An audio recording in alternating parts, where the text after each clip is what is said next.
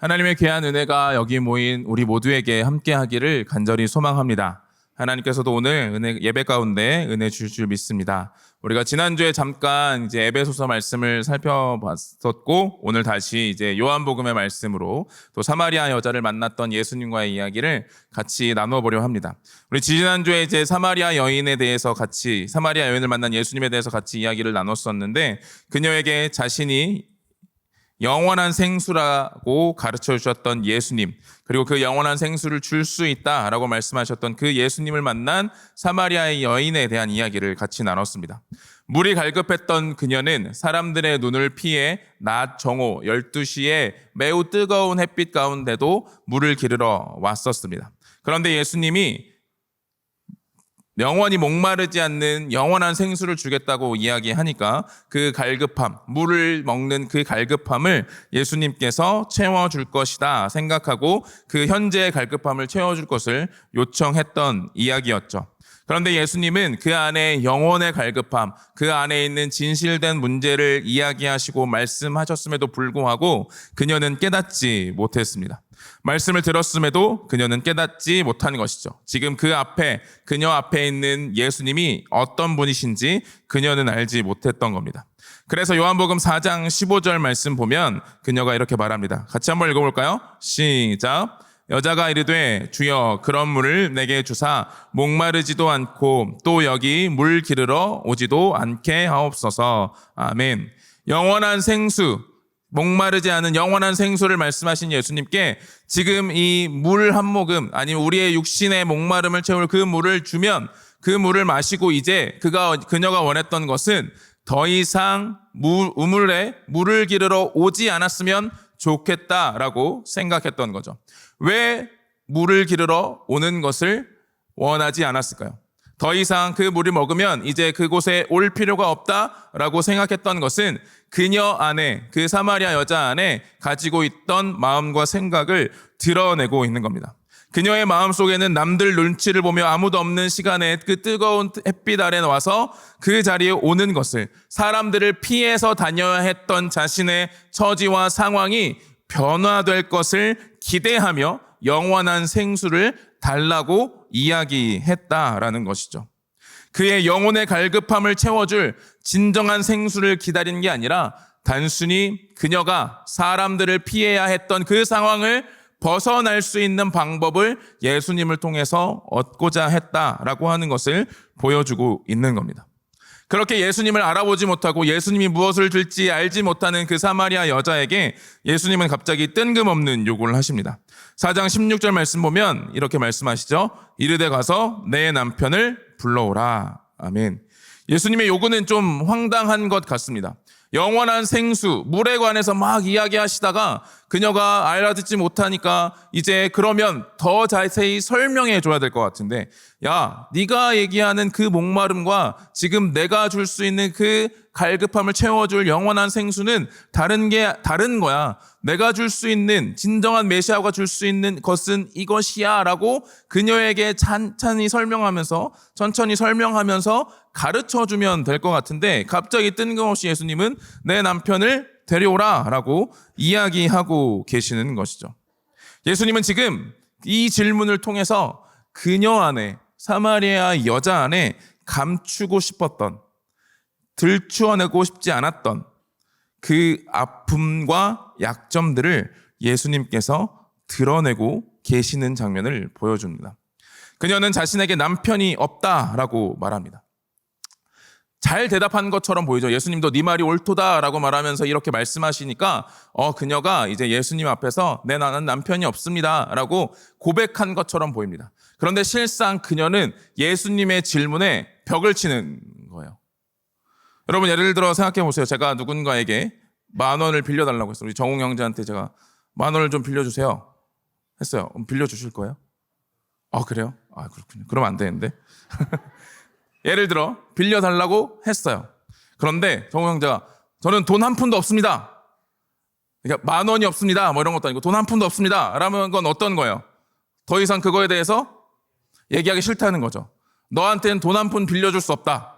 이런 얘기를 하는 거잖아요. 지금 예수님과 사마리아 여자의 대화도 그런 거예요. 예수님께서 사마리아 여자에게 내 남편을 불러와라 라고 이야기하시니까 저는 남편이 없습니다 라고 하면서 더 이상 그 질문에 대해서 이야기하지 마십시오 라고 벽을 치는 겁니다.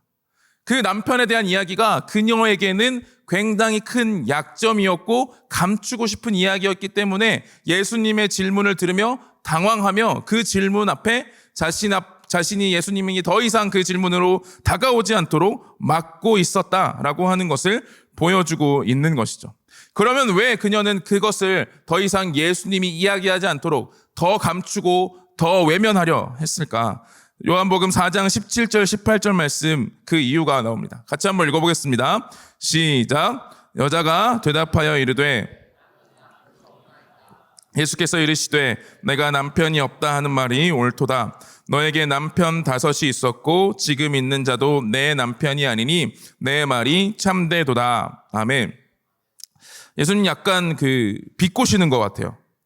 네 말이 맞아. 그래. 남편이 없다는 말 네 말이 맞아. 왜 맞냐면 그 전에 5명도 지금 없고 5명의 남편이 있었는데 지금 없고 같이 살고 있는 그 사람도 남편이 아니다. 그래서 네 말이 맞아 라고 예수님이 이야기하고 계시는 거죠. 그녀가 철저히 감추고 싶었던 이야기, 그녀가 철저히 자신의 약점이라 생각하고 외면하고 아무에게도 들추고 싶지 않고 그 문제 때문에 다른 사람들과 만날 수 없어서 뜨거운 낮 시간에 무물무를 기르러 왔던 그녀에게 지금 그녀의 약점과 그녀가 가름추려 했던 그것을 들추어내고 말씀하고 있었던 것이죠. 그녀가 감추려했던 것을 예수님은 모두 드러내셨습니다. 그녀가 남편이 없다 하는 말이 옳다 하시면서 이전에 5명의 남편이 있었고 지금도 함께하고 지내는 사람은 남편이 아니다라고 이야기하시며 그녀의 상황과 처지, 형편 또 그녀의 삶의 과거와 현재 모든 상황을 아시는 주님께서 그녀의 아픔을 감추고 싶은 그 약점을 드러내고 계시는 거죠. 예수님 좀 얄밉죠? 저는 이게 말씀 볼 때 그런 생각을 좀 했어요. 잘 설명해 주시거나 아니면 좀 좋은 걸 가지고 이야기해 주시거나 그러시면 얼마나 좋았을까라는 생각을 하는데 지금 그 문제, 그녀가 감추려고 했던 그 문제를 아무에게도 이야기하고 싶지 않고 그 문제에 대해서는 어떤 말도 하고 싶지 않은 그 문제를 예수님은 들추어내시면서 그녀에게 있는 그대로의 사실을 전하며 팩폭을 날리는 거죠. 그런 모습을 지금 예수님께서 보여주고 계시는 겁니다. 그러면 왜 예수님은 이 약점을 그녀가 감추고 싶은 이야기를 들추어 내실까요? 그 이유는 바로 그 문제, 그 상황이 지금 그녀가 예수님을 보지 못하게 하는 이유가 되고 있기 때문이라는 겁니다. 우리는 때로 사람들 앞에 감추고 싶은 약점들이 있습니다. 그렇죠? 여러분들 감추고 싶은 약점들과 들추어내고 싶지 않은 이야기들이 있죠. 과거에 상처받은 것들이나 또 때로 내 안에 약점들이나 사람들이 이런 모습은 나의 이런 모습은 몰랐으면 좋겠다. 심지어 하나님도 주님도 나의 모습을 이런 모습들은 잠시 외면해 주시고 몰랐으면 좋겠다라고 생각하는 것들이 있을 겁니다. 그런데 꼭 우리는 예배 드리다 보면 말씀을 읽다 보면 기도하다 보면 그 문제를 그 약함을 그 약점을 그 들추고 싶지 않은 그 이야기를 하나님은 드러내실 때가 있다라는 거죠. 그러면 우리는 어떻게 합니까? 사마리아 여자처럼 바로 철벽을 치죠. 이건 다 덮어, 다시 덮어. 아니면 이건 아니에요. 하나님이랑 이건 별로 중요한 문제 아니에요. 지금 내 삶에 이건 그렇게 중요한 문제 아니에요. 라고 하면서 다 덮어버리려 할 때가 있다는 거죠. 그런데 예수님이, 주님이, 하나님이 우리의 삶에, 우리의 신앙에, 우리의 모습 속에 우리의 모든 것을 아시면서 그것을 들추어내시는 이유는 그 문제가 지금 우리가 하나님을 바로 믿고 하나님께 더 나아가게 하는데 막고 있는 벽이 되어 있을 수 있기 때문이라는 거죠. 우린 이걸 기억해야 합니다.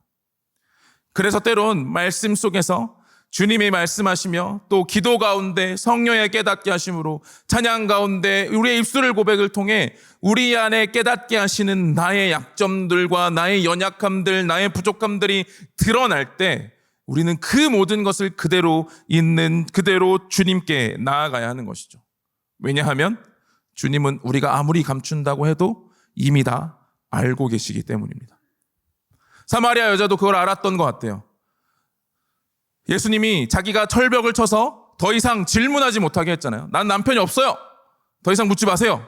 라고 하는 그 질문에 아니다. 네 말이 그래 맞다. 남편이 없다는 말이 맞다 하면서 과거의 모든 이야기를 하시면서 그녀의 약점을 들춰내시는 모습을 보면서 이분은 내가 숨기려고 해도 숨길 수 없는 분이다 라고 생각했습니다. 그래서 자신의 약점을 들추어내는 예수님을 평범한 유대인이 아니라 바로 선지자가 아닌가라고 생각하게 된 거죠. 그래서 19절 말씀에 내가 보니 선지자로소이다 라고 말하면서 예수님을 인정하게 된 겁니다. 그녀 안에 감추고 싶은 문제, 해결되지 않는 문제, 현실의 문제들, 이것들이 변화되고 이것들이 바뀌길 원해서 우물을 기르러 오지 않아도 되는 물을 달라고 했던 그녀가 예수님을 만나고 예수님이 혹 선지자가 아닌가라는 생각과 의문을 갖게 된 거죠. 사마리아 사람들에게도 기다리고 있던 메시아가 있었습니다. 사마리아 사람들을 사마리아 사람들, 특별히 사마리아 여자가 선지자로 칭하여 부르는 선지자는 바로 모세와 같은 선지자를 말합니다. 우리 신명기 18장 18절 말씀 같이 한번 읽어보겠습니다. 같이 읽겠습니다. 시작. 내가 그들의 형제 중에서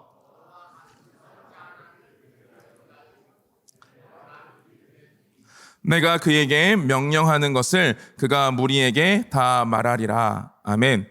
하나님이 모세에게 하신 말씀입니다. 모세에게 너와 같은 선지자 하나를 일으킬 것이다 라고 말씀하시면서 그들 통해서 하나님의 말씀이 이스라엘 백성들에게 선포될 것을 예언하는 장면입니다. 그래서 모세와 같은 선지자를 사마리아 사람들도 기다렸습니다.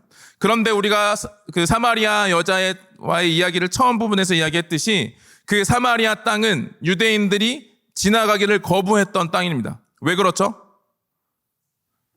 그 땅이 북이스라엘이라고 하는 나라가 어느 나라에 멸망했죠? 2주가 지나면 이제 잊어버리시죠? 아수르라고 하는 나라에 멸망했습니다. 아수르라고 하는 나라에 멸망했는데 그 모든 게 황폐화되고 모든 것들이 사라진 그 땅에 이민족들, 다른 민족들을 해서 민족 혼합 정책을 펼쳤던 게 아수르라고 이야기했습니다. 그래서 민족이 혼합되니까 유대인들이 그들을 경멸하고 싫어했다라고 말했죠. 그래서 그 땅을 지나가는 것이 갈릴리로 가는데 너무 가까운 길임에도 불구하고 돌아갔던 모습이 유대인들에게 있었다라고 이야기했습니다. 그 사마리아 사람들, 그 북이스라엘 멸망했던 그 사람들이 기다리던 메시아가 있었습니다. 그들은 모세 오경, 모세가 쓴 앞에선 창세기, 출애굽기, 레위기, 민수기, 신명기라고 하는 이 모세 오경만을 성경으로 인정하면서 자신들이 믿는 메시아를 기다렸습니다. 그 메시아는 어떤 사람이었냐면, 어떤 존재였냐면 사마리아 땅에, 그들이 사는 사마리아 땅에 성전을 짓고 제사를 회복해서 그 땅이 평온하고 평화로워지는, 회복되는 땅을 기다리던 메시아를 기다렸던 겁니다. 모세 오경에는 예루살렘에 성전이 세워질 것이라고 하는 이야기가 없거든요. 예루살렘에 성전을 세운 건 누굴까요?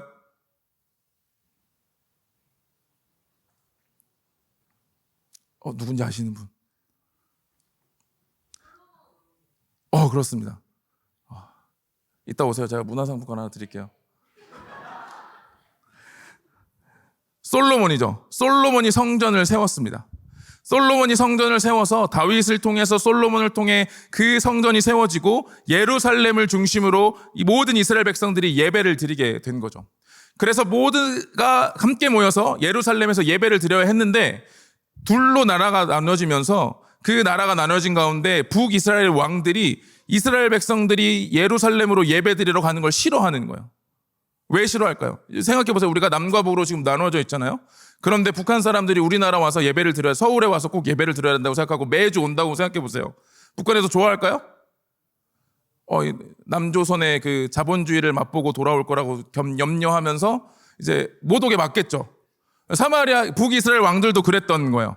그래서 못 오게 막았습니다. 그리고 각각 그 자기 나라 땅에 제단을 쌓기 시작했어요. 그러면서 모세 오경의 그리심산이라고 하는 이 산에 성전을 지어서 자신들이 예배하는 곳으로 만들어 버렸습니다. 그래서 그들이 기다렸던 메시아, 모세와 같은 선지자는 그 그리심산의 사마리아 가운데 성전을 회복할 사람으로 기대했던 거죠. 그렇게 지금 사마리아 여자도 알고 있었던 거예요. 그런데 예수님을 딱 만나면서 이분이 나에 대해 모든 걸 아시네. 나에 대해 다 아시는 분이네. 혹시 이분이 그 말하는 선지자가 아닐까라고 하는 생각을 갖게 된 거예요. 그 생각을 가지면 어떻게 돼요? 어떻게 해야 돼요? 확인해야죠. 그분이 맞는지, 그분이 진짜 그 메시아인지 맞는지 확인을 했어야 됐던 겁니다. 그러니까 지금 그녀가 예수님께 질문을 하는 거죠. 오늘 같이 읽었던 말씀입니다. 우리 20절 말씀인데요. 같이 한번 읽어보겠습니다. 20절 말씀 같이 읽겠습니다. 시작. 우리 조상들은 이 산에서 예배하였는데 당신들의 말은 예배할 곳이 예루살렘에 있다 하더이다. 아멘. 우리의 조상들, 사마리아 사람들의 조상들은 이 산, 그 사마리아 땅에 있는 그리심산이라고 하는 곳에서 예배를 드리고 거기서 회복될 것이라고, 메시아가 오면 그것이 회복될 것이라고 이야기했는데 유대인들은 예루살렘에 그것이 있다라고 말한다. 그러면 당신은 어떻게 생각합니까? 라고 질문하며 예수님이 진짜 생각하는, 그들이 믿었던 메시아인지를 시험하는, 질문하는 이 내용이 그녀의 말에 있는 겁니다. 그녀가 예배에 대해서, 뭔가 그 제사와 예배와 성전의 회복에 대해서 엄청난 관심을 가지고 예수님께 물어본 것이 아니라 그녀 안에 이 현실을 바꿔주고 내 현실을 벗어나게 해주고 내 현실을 변화시켜줄 그 메시아가 맞는지 확인하고 싶어서 예수님께 예배를 어디서 드려야 하는지를 물었다라고 이야기하고 있는 거죠. 만약 예수님이 사마리아에서 예배가 회복될 것이다, 사마리아에서 예배를 드려야 한다라고 한다면 그녀가 생각했던 그 메시아가 맞을 것이고, 예루살렘이라고 한다면 아니라고 생각했겠죠. 그녀가 기다리던 메시아, 참된 예배를 드리러 할 메시아, 그 메시아를 그녀가 기다리며 생각했던 것이 아니라 15절에 읽었던 것처럼 여전히 그녀의 현실을 도피하고 지금 이 상황을 바꾸어 자신의 삶과 현실에 변화를 시켜줄 메시아를 기다리며 그 메시아인 예수님께 물었다. 예배에 대해 물었다는 것이죠. 그녀가 기다렸던 메시아는 자신의 삶을, 현실을, 더 나은 삶을 살도록 회복해줄, 현실을 뒤바꿔줄 메시아를 기다리고 만나기를 원했습니다. 그런 메시아인지를 사마리아에서의 예배를 통해 이룰 수 있다 믿으며 이야기했다라는 거죠. 이 사마리아 여인의 모습은 때론 우리의 신앙의 모습과도 연결되고 같은 모습으로 나타납니다. 우리는 지금 주님 앞에 무엇을 기대하며 나아가고 있습니까? 우리의 현실의 문제, 내가 사람들 앞에 감추려했던 것들, 사라지지 않는 그 나의 약점들과 연약함들, 그래서 그 것들이 사라져버리고 현실의 문제가 바뀌고 나의 약점들이 외면되어지고, 그래서 이 현실을 극복할 수 있는, 변화시켜줄 수 있는 메시아, 어떤 구원자, 그런 식의 구원자를 우리는 기다리고 있지는, 만나기를 원하고 있지는 않느냐라는 거죠. 현실이 힘들어서, 괴로워서 그걸 바꿔줄 주님이 맞는지를, 그분이 그럴 만한 능력과 힘과 지식이 있는지를 시험하며 우리가 하나님 앞에 나아올 때가 있지 않나, 이 사마리아 여인의 모습을 통해서 보게 되는 겁니다. 우리가 살아가는 삶의 치열함들이 존재하죠. 지난 한 주간 아마 신앙을 지키기 위해서 때론 삶 속에서 여러 가지 문제를 경험하면서 치열한 삶을 여러분들 살아오셨을 겁니다. 예수님이, 하나님이 그 문제에 왜 관심이 없으시겠어요? 성도들이 눈물 흘리고 괴로워하고 아파하는 그 문제에 왜 하나님이 관심이 없으시겠어요?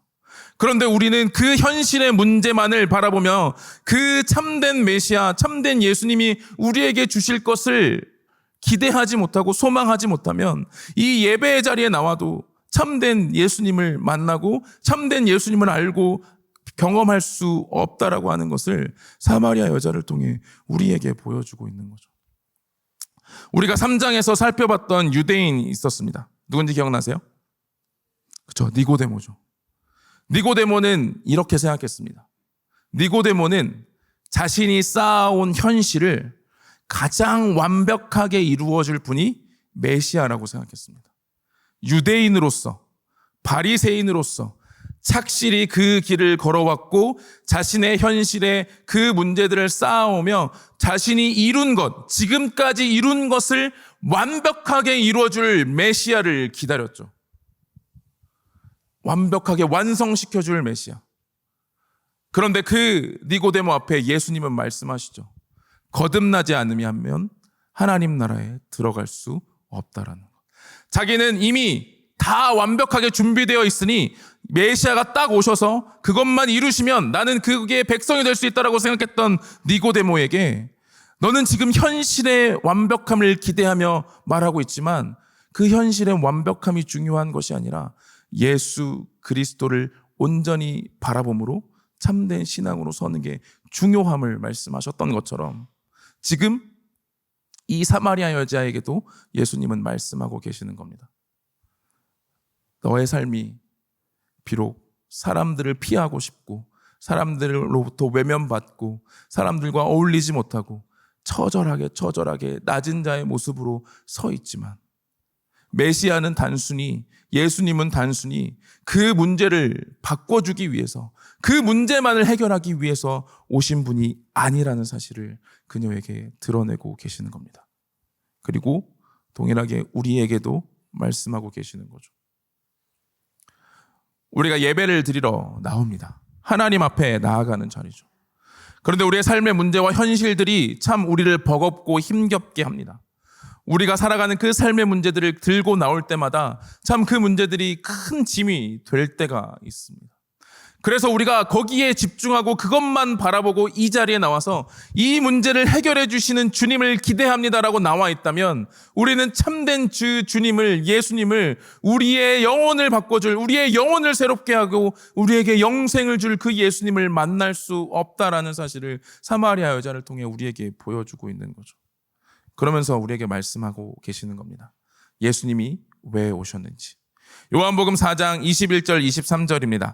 우리 같이 한번 읽어보겠습니다. 시작. 예수께서 이르시되 여자여 내 말을 믿으라.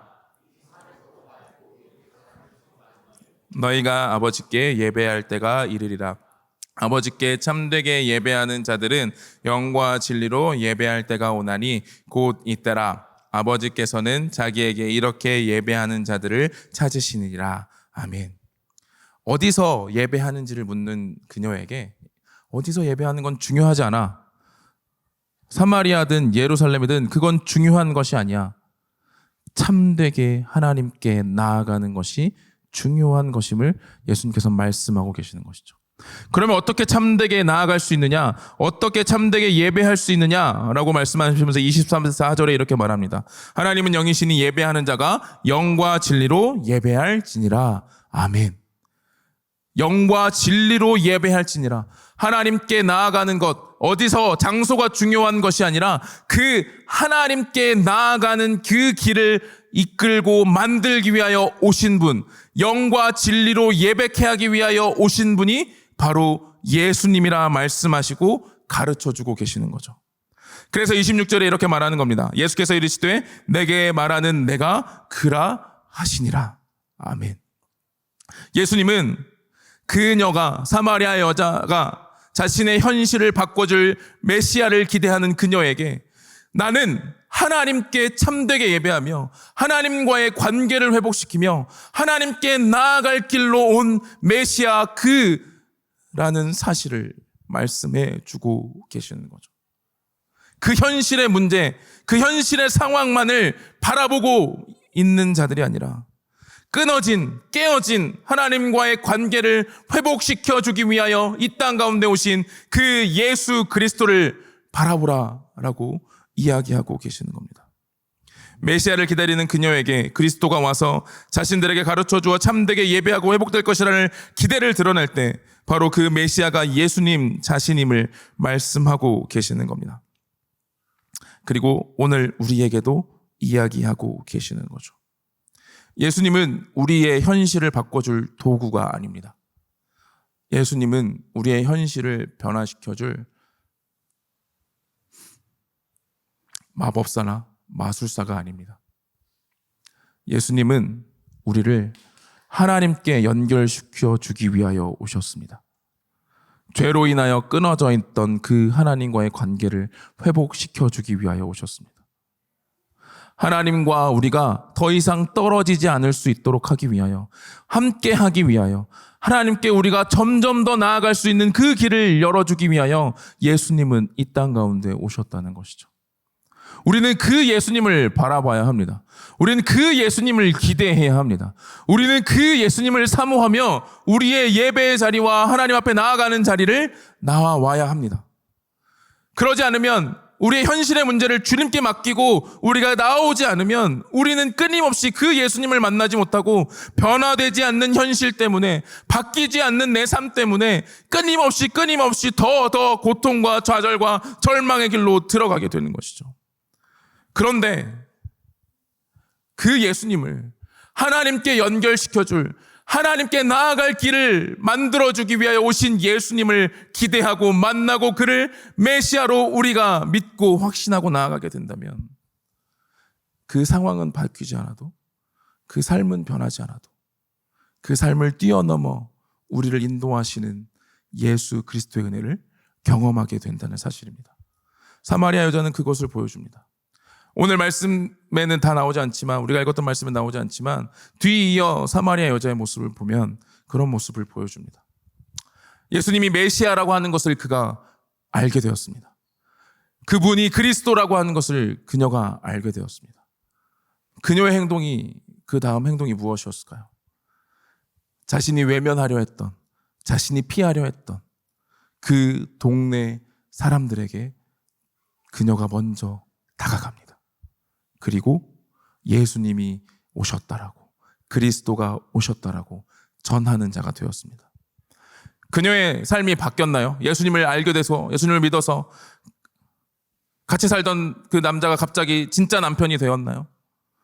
아니면 그 5명의 과거의 남자들이 다 사라지고 없었던 과거처럼 사라져 버렸나요?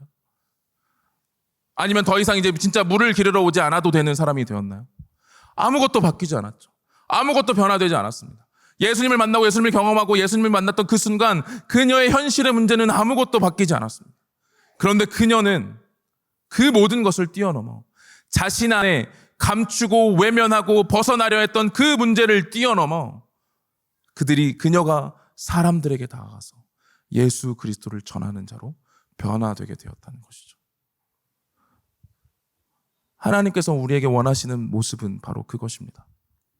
우리가 우리의 현실의 문제를 주님께 맡기고, 그것이 변화되고, 그것이 바뀌고, 그것이 완성되어져 가는 것은 주님께 맡기고, 이 예배의 자리, 하나님께 나아오는 자리에는 우리를 하나님과 연결시켜줄 예수 그리스도만을 바라보고 붙잡고 나아오기를.